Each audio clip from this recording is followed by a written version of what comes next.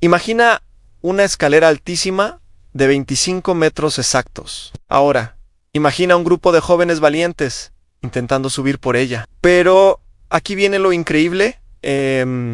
Los peldaños de esa escalera no son de madera ni de metal, son espadas afiladas, y los jóvenes deben pisar su filo con los pies descalzos. Esto no es una película de ficción, es una escena real de un festival tradicional en la provincia de Yunnan, en el sudoeste de China. Cada año, los jóvenes aspirantes al ejército de la tribu Lishu, en el pueblo de Guiong, debían demostrar su valor subiendo por esta escalera de espadas.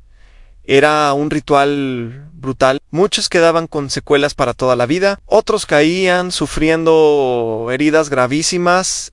Nadie salía ileso. A esta terrible prueba la llamaban la escalera de la fe. Era una prueba de confianza, sí, pero una confianza depositada en la propia capacidad para soportar el dolor. Era una prueba de acero, frío y cortante, como una navaja de afeitar. Los jóvenes tenían que demostrar su valor y su fe, pero una fe que los llevaba a la mutilación y al sufrimiento extremo. Al pensar en esto, es inevitable preguntarse, ¿qué tipo de fe es esta? ¿Es esta la fe que nos da fuerza y propósito en la vida? ¿O es una demostración de resistencia que, al final, solo deja dolor y cicatrices? Cuando hablamos de fe en un sentido más profundo, la fe que realmente nos transforma, descubrimos que Dios jamás nos pediría algo así. Él nos pide fe, sí, pero una fe muy diferente. Es una fe en su palabra, en su poder, en su amor incondicional por nosotros. No nos pide que tengamos una fe ciega en nuestras propias fuerzas para soportar el dolor,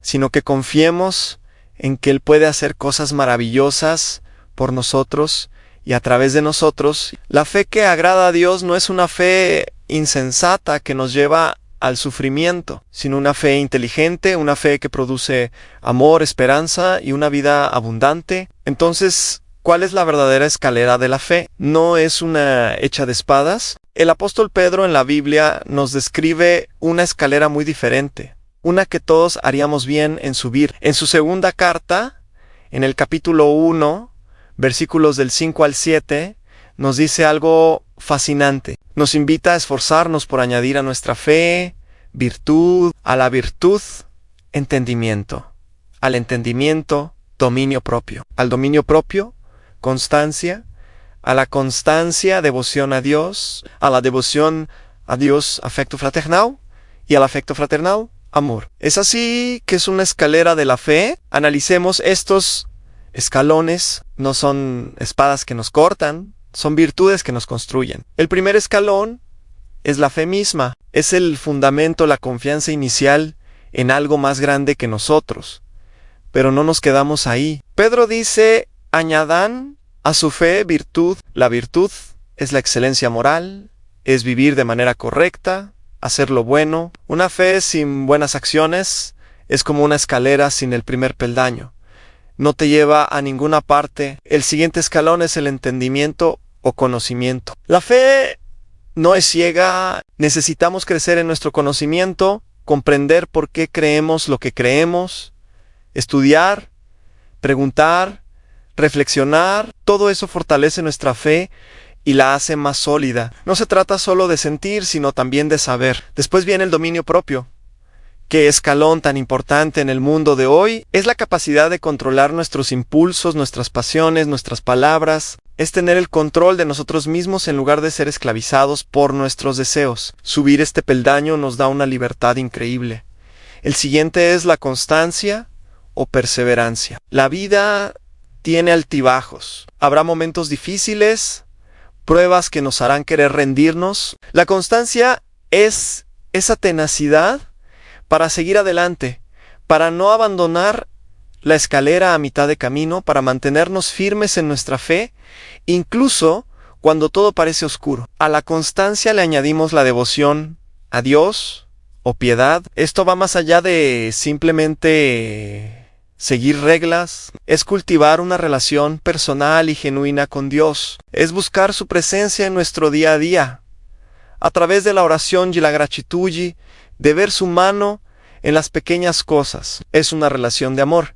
Luego viene el afecto fraternal. La fe no es un viaje solitario. Somos parte de una comunidad, una familia. Este escalón nos llama a amarnos y apoyarnos unos a otros, a crear lazos fuertes de amistad y compañerismo. Cuidar de nuestros hermanos y hermanas en la fe es una parte esencial del camino. Y finalmente, en la cima de la escalera está el amor, no cualquier amor, sino el amor ágape, un amor incondicional, sacrificial, que busca el bien del otro por encima del propio. Es el amor que refleja el carácter mismo de Dios. Es el peldaño que lo une todo y le da sentido a toda la subida. Virtud, entendimiento, dominio propio, constancia, devoción a Dios, afecto fraternal y amor a 7 peldaños. El número 7 en la Biblia a menudo simboliza la perfección, la totalidad, y no es casualidad. Pedro nos está dando una receta para llegar a ser personas completas, personas que reflejan la imagen de aquel en quien hemos puesto nuestra fe. Cada peldaño se apoya en el anterior. No puedes tener dominio propio sin entendimiento. No puedes mostrar amor verdadero sin afecto fraternal. Es un proceso, un ascenso gradual, a diferencia de la escalera de espadas, que se sube en un acto único y doloroso de valentía. Esta escalera de la fe se sube día a día, paso a paso, con esfuerzo y con la ayuda de Dios. En subir la escalera de Yunán, dejaba cicatrices físicas y emocionales. Subir la escalera de Pedro sana, restaura y nos hace más fuertes. Una te lleva a la mutilación, la otra te lleva a la madurez. Una es una prueba de cuánto dolor puedes soportar. La otra es una invitación a cuánto amor puedes dar. Esta escalera nos lleva a la verdadera cima de la vida, una vida victoriosa. No es una vida sin problemas, pero sí una vida con propósito, con esperanza y con la certeza de que no estamos solos en el ascenso. Cristo mismo nos acompaña en cada escalón, dándonos la fuerza para seguir subiendo. Así que hoy te invito a reflexionar. ¿En qué escalera estás poniendo tus pies? ¿Una que te exige autolesionarte para probar tu valor? ¿O una que te invita a crecer en amor y virtud para alcanzar una vida plena? La elección es nuestra. La verdadera fe no nos pide que caminemos sobre espadas, sino que subamos paso a paso hacia una versión mejor de nosotros mismos, guiados por el amor. Gracias por acompañarme en esta reflexión. Si este mensaje te ha parecido útil, te invito a darle me gusta, compartirlo y suscribirte al canal para más contenido como este. Nos vemos en el próximo video. Proseguimos hoy nuestro estudio en el capítulo 23 del libro de Josué, que comenzamos en nuestro programa anterior. Y decíamos al concluir nuestro estudio anterior que hay un gran peligro en pasar el Jordán. El hacer frente a un enemigo en una tierra extraña, el dar con lo desconocido por todas partes y el encontrar temor por todos lados, todo esto había mantenido a Israel cerca del Señor. Pero Josué reconoció que ya que habían entrado en reposo y estaban disfrutando de prosperidad y abundancia, podrían alejarse de Dios. Y ese es precisamente el peligro que existe cuando llegamos al punto en que nos sentimos cómodos y disfrutamos de la prosperidad y la abundancia. Parece como si ya no necesitáramos a Dios y comenzamos a alejarnos de Él. Esa, amigo oyente, es la historia de la raza humana, de la naturaleza humana. Nunca cambia. Hoy, por ejemplo, tenemos una situación de contraste. Mientras muchas naciones sufren y pasan por un período de penalidad extremada, hay otras naciones que disfrutan de prosperidad y abundancia. Ahora, lo que pasa es que Dios bien puede estar juzgando a las naciones prósperas con la abundancia. Puede estar probándolas y la prueba verdadera es la abundancia, porque el período más peligroso por el cual cualquier nación pueda pasar no es el tiempo de sufrimiento, sino el de paz y abundancia. Es en ese período cuando se olvidan de Dios y se alejan de Él. Y es por eso que Josué amonesta a Israel y les dice: Dios ha hecho estas cosas maravillosas por ustedes. Ahora permanezcan cerca de Él y obedézcanle. Si hacen esto, Dios continuará bendiciéndoles. Luego les advierte lo que les sucederá si se apartan de su Dios. Leamos los versículos 11 al 13 de este capítulo 23 de Josué. Guardad pues con diligencia vuestras almas, para que améis a Jehová vuestro Dios. Porque si os apartareis y os uniereis a lo que resta de estas naciones que han quedado con vosotros, y si concertareis con ellas matrimonios, mezclándoos con ellas y ellas con vosotros, sabed que Jehová vuestro Dios no arrojará más a estas naciones delante de vosotros, sino que os serán por lazo, por tropiezo, por azote para vuestros costados, y por espinas para vuestros ojos, hasta que perezcáis de esta buena tierra que Jehová vuestro Dios os ha dado. Josué les previene que si ellos se apartaban de Dios y le desobedecían, su juicio sería sobre ellos. Era así de sencillo, y continúa diciéndoles en los versículos 15 y 16, «Pero así como ha venido sobre vosotros toda palabra buena que Jehová vuestro Dios os había dicho, también traerá Jehová sobre vosotros toda palabra mala, hasta destruiros de sobre la buena tierra que Jehová vuestro Dios os ha dado. Si traspasareis el pacto de Jehová vuestro Dios que Él os ha mandado, yendo y honrando a dioses ajenos e inclinándoos a ellos, entonces la ira de Jehová se encenderá contra vosotros, y pereceréis prontamente de esta buena tierra que Él os ha dado». Esta es más una predicción que una advertencia, amigo oyente. Como bien sabemos, esta predicción es ahora historia. Y bien haríamos nosotros en prestar atención a esta advertencia también. Hay muchos cristianos en nuestras iglesias que andan con una cara larga, no tienen gozo en sus vidas, parece que les hubiera picado un alacrán. Se quejan de no recibir respuesta a sus oraciones, les parece que Dios está muy lejos de ellos. Pero si hicieran un examen de sus propias vidas, se darían cuenta que son ellos los que se han alejado de Dios y que están viviendo para ellos mismos. Amigo oyente, no podemos esperar la bendición de Dios sobre nuestras vidas si no le somos fieles y no obedecemos su palabra. El escritor de la epístola a los Hebreos amonesta en el capítulo 2 de su epístola, versículos 1 al 3, diciendo: «Por tanto, es necesario que con más diligencia atendamos a las cosas que hemos oído, no sea que nos deslicemos. Porque si la palabra dicha por medio de los ángeles fue firme, y toda transgresión y desobediencia recibió justa retribución, ¿cómo escaparemos nosotros si descuidamos una salvación tan grande? Si no prestamos atención y obedecemos todo lo que Dios nos enseña en su palabra, amigo oyente, nos exponemos al juicio de Dios». Y esto es lo que Josué está diciéndole al pueblo de Israel aquí. Y como la historia lo confirma, esta predicción se cumplió al pie de la letra. Llegamos ahora al último capítulo de este libro de Josué, el capítulo 24. En este capítulo, Josué reúne una vez más a todo el pueblo y se presentan delante del Señor. Josué les habla y les da la reseña que Dios hace de la historia de ellos y de sus tratos misericordiosos con ellos. Tenemos también en este capítulo la renovación del pacto, la piedra del testimonio, la edad y muerte de Josué y la sepultura de los huesos de José. Josué reúne ahora a los hijos de Israel para una consagración y una consideración del pacto que Dios había hecho con ellos y que ellos habían hecho con Dios. Los primeros 2 versículos de este capítulo 24 de Josué nos dicen: «Reunió Josué a todas las tribus de Israel en Siquem, y llamó a los ancianos de Israel, sus príncipes, sus jueces y sus oficiales, y se presentaron delante de Dios.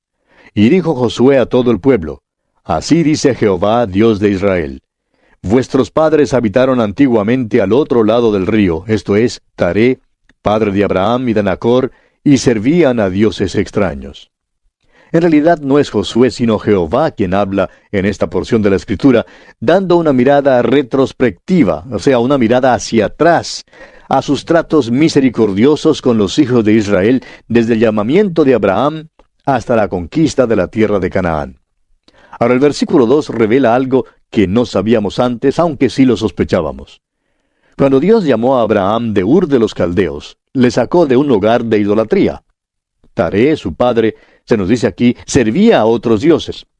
Ahora aquí surge la pregunta, ¿por qué escogió Dios a Abraham e hizo de él una nación? Bien, consideremos los antecedentes.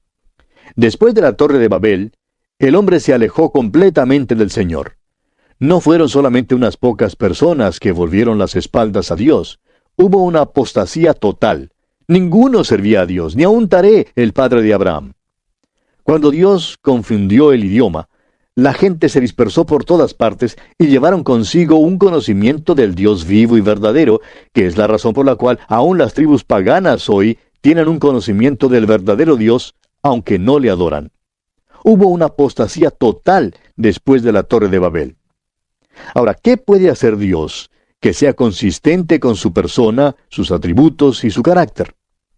Dios podía juzgar a la familia humana y quitarla de la tierra. Él podía haber hecho que la tierra fuese tan desolada como la luna si hubiera querido, pero no lo hizo. Él va a recobrar a la humanidad y va a comenzar con un hombre. Ese hombre fue Abraham, quien debió tener un deseo en su corazón de conocer al Dios vivo y verdadero. Cuando Dios le llamó, le dijo que saliera de Ur y dejara atrás a toda su familia. Ahora, tal vez nos parezca extraña la forma en que Dios llamó a Abraham, diciéndole que saliera de su tierra y de su círculo familiar, pero ahora sabemos por qué Dios lo hizo así. Taré, el padre de Abraham, era idólatra. Y Dios llamó a Abraham y le sacó de todo eso para tratar con él y hacer de él una nación por medio de la cual el Mesías viniera al mundo. Ahora, Dios formó esa nación en las ladrilleras de Egipto. Y amigo oyente, si Dios va a hacer algo de usted y de mí, Él nos llevará a través del fuego para lograrlo. Podemos asegurarle que Él no va a usar a esos cristianos consentidos de nuestras iglesias contemporáneas. Hay tantos creyentes en la iglesia común y corriente hoy en día que ni siquiera saben lo que es ser fiel a Dios. No saben lo que es declararse a favor de Dios. Se apartan de una iglesia que enseña la Biblia y dentro de unos pocos meses se alejan de todo lo que han aprendido. ¿Por qué? Porque así es el corazón humano. Y Dios no va a usar a un cristiano mimado, consentido, que no tiene ese vivo interés de conocer y obedecer a Dios como lo hizo Abraham. Ahora Dios continúa hablando y dice en los versículos 5 al 7 de este capítulo 24 de Josué: «Y yo envié a Moisés y a Aarón, y herí a Egipto, conforme a lo que hice en medio de él, y después os saqué. Saqué a vuestros padres de Egipto, y cuando llegaron al mar, los egipcios siguieron a vuestros padres hasta el mar Rojo, con carros y caballería. Y cuando ellos clamaron a Jehová, él puso oscuridad entre vosotros y los egipcios, e hizo venir sobre ellos el mar, el cual los cubrió, y vuestros ojos vieron lo que hice en Egipto. Después anduvisteis muchos días en el desierto». Dios continúa recordándoles el cuidado que Él tuvo de ellos, librándoles de los amorreos que pelearon contra ellos y de Balaam, quien trató de maldecirlos, trayéndolos a través del Jordán y librándolos de los habitantes de esa tierra que pelearon contra ellos. Y dice luego en el versículo 13: «Y os di la tierra por la cual nada trabajasteis, y las ciudades que no edificasteis, en las cuales moráis, y de las viñas y olivares que no plantasteis, coméis». El pueblo de Israel está ahora establecido en esa tierra.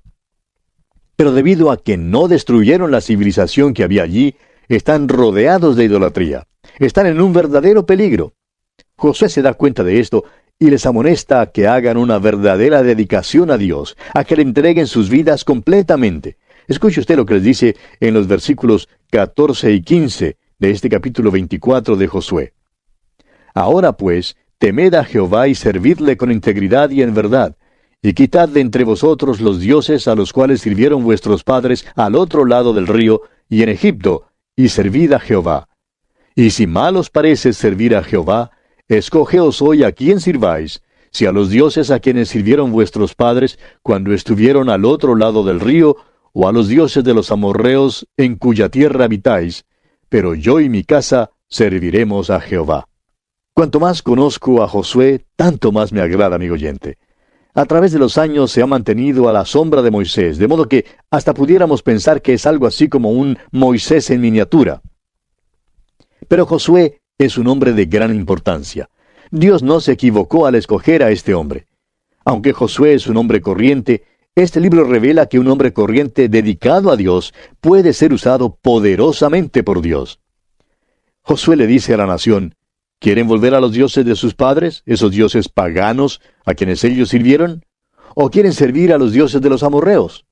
Ustedes pueden escoger a quién van a servir. Pero yo y mi casa hemos hecho nuestra elección. Nosotros vamos a servir a Jehová. Amigo oyente, Este fue un tremendo reto para todas las tribus de Israel para que consideraran su pacto con Dios. Es igualmente un reto para los cristianos de hoy para que se decidan a quién van a servir. Si van a servir a los dioses del dinero, la fama, el materialismo, la carnalidad y sus propios caprichos, o van a servir al Dios vivo y verdadero, obedeciendo fielmente su palabra. Ahora note usted la respuesta que el pueblo da. Leamos los versículos 16 al 18 de este capítulo 24 de Josué. Entonces el pueblo respondió y dijo: Nunca tal acontezca que dejemos a Jehová para servir a otros dioses, porque Jehová nuestro Dios es el que nos sacó a nosotros y a nuestros padres de la tierra de Egipto, de la casa de servidumbre, el que ha hecho estas grandes señales y nos ha guardado por todo el camino por donde hemos andado, y en todos los pueblos por entre los cuales pasamos. Y Jehová arrojó de delante de nosotros a todos los pueblos, y al amorreo que habitaba en la tierra. Nosotros, pues, también serviremos a Jehová, porque Él es nuestro Dios. Uno creería que debido a la manera fantástica en que Dios obraba a favor de Israel, ellos permanecerían cerca de Él y le servirían. Es fácil señalar con el dedo unos 3,580 años atrás y decir que Israel era un pueblo miserable y que fueron un terrible fracaso. Pero amigo oyente, ¿qué en cuanto a nosotros hoy en día? ¿Qué tan cerca estamos nosotros del Dios vivo y verdadero? Luego Josué les dice en los versículos 19 y 20, Entonces Josué dijo al pueblo: No podréis servir a Jehová, porque Él es Dios santo y Dios celoso, no sufrirá vuestras rebeliones y vuestros pecados. Si dejareis a Jehová y sirviereis a dioses ajenos, Él se volverá y os hará mal, y os consumirá, después que os ha hecho bien. Dios también ha sido muy bueno con nosotros, amigo oyente. Aún así, muchos viven de una manera indiferente, sin apreciar las bendiciones que Él ha derramado y continúa derramando sobre nosotros. Muchos creen que pueden hacer lo que les plazca. Es verdad que Él es un Dios de misericordia, de amor y de consuelo, pero también es un Dios de juicio. En los versículos 21 al 23 de este capítulo 24 de Josué, tenemos otra vez la respuesta del pueblo. Leamos. El pueblo entonces dijo a Josué: No, sino que a Jehová serviremos. Y Josué respondió al pueblo: Vosotros sois testigos contra vosotros mismos de que habéis elegido a Jehová para servirle. Y ellos respondieron: Testigos somos. Quitad pues ahora los dioses ajenos que están entre vosotros, e inclinad vuestro corazón a Jehová, Dios de Israel. Parece que los israelitas tenían buenas intenciones, pero las buenas intenciones solas no bastan, amigo oyente. Alguien ha dicho que el infierno está lleno de gente con buenas intenciones. Los israelitas necesitaban tomar acción. Debían quitar todos esos dioses ajenos que había entre ellos y demostrar así que sí estaban dispuestos a servir al Dios vivo y verdadero, inclinando su corazón a Él. Y continuamos leyendo en los versículos 25 y 26 de este capítulo 24 de Josué. Entonces Josué hizo pacto con el pueblo el mismo día, y les dio estatutos y leyes en Siquem. Y escribió Josué estas palabras en el libro de la ley de Dios, y tomando una gran piedra, la levantó allí debajo de la encina que estaba junto al santuario de Jehová. En otras palabras, lo que Josué escribió fue puesto en el mismo rollo que contenía los 5 libros de Moisés. La gran piedra que Josué levantó allí fue para que sirviera como testigo silencioso del pacto que habían hecho ese día. Ahora el versículo 27 dice: Y dijo Josué a todo el pueblo: He aquí esta piedra nos servirá de testigo, porque ella ha oído todas las palabras que Jehová nos ha hablado. Será pues testigo contra vosotros, para que no mintáis contra vuestro Dios. Y esto nos trae ahora a la muerte de Josué. Leamos los versículos 29 y 30 de este capítulo 24 de Josué. Después de estas cosas murió Josué, hijo de Nun, siervo de Jehová, siendo de 110 años. Y le sepultaron en su heredad en Timnat-Sera, que está en el monte de Efraín, al norte del monte de Gaas. Josué fue sepultado en aquel lugar árido que él había escogido para su herencia. Y en los versículos 31 y 32 podemos ver la tremenda influencia que Josué ejerció sobre el pueblo de Israel. Leamos. Y sirvió Israel a Jehová todo el tiempo de Josué, y todo el tiempo de los ancianos que sobrevivieron a Josué, y que sabían todas las obras que Jehová había hecho por Israel. Y enterraron en Siquem los huesos de José, que los hijos de Israel habían traído de Egipto, en la parte del campo que Jacob compró de los hijos de Amor, padre de Siquem, por 100 piezas de dinero, y fue posesión de los hijos de José. A la hora de la muerte de Josué, deben haberle tenido en alta estima, porque Israel sirvió al Señor todos los días de Josué, y también durante todo el tiempo de los ancianos que sobrevivieron a Josué. Este fue el resultado de su influencia piadosa. Ahora el versículo 32 nos habla de la sepultura de los huesos de José. José era el padre de Efraín y Manasés. Cuando los descendientes de estos hijos salieron de Egipto, sacaron con ellos los huesos de su padre y los llevaron por 40 años a través del desierto. Le habían prometido a José que sepultarían sus huesos en la tierra prometida. ¿Por qué? Porque allí era donde él esperaba ser levantado de los muertos. Luego, el versículo final de este capítulo 24 de Josué, el versículo 33, dice: También murió Eleazar, hijo de Aarón, y lo enterraron en el collado de Finehés su hijo, que le fue dado en el monte de Efraín. Aarón fue el primer sacerdote que murió. Eleazar fue el segundo. El libro de Josué está limitado por la muerte. Principia con la muerte de Moisés y termina con las muertes de Josué y Eleazar. Lo que nos llama la atención en este versículo, amigo oyente, es el hecho de que sepultaron a Eleazar en el collado que pertenecía a Finehés, su hijo, que le fue dado en el monte de Efraín. La pregunta es, ¿de dónde consiguió Finehés esta tierra? Los sacerdotes no recibieron ningún terreno y sin embargo este hombre había adquirido una buena porción de propiedad raíz. Aquí vemos ahora un comienzo del alejamiento del Dios vivo y verdadero, el cual será obvio cuando lleguemos al estudio del libro de los jueces.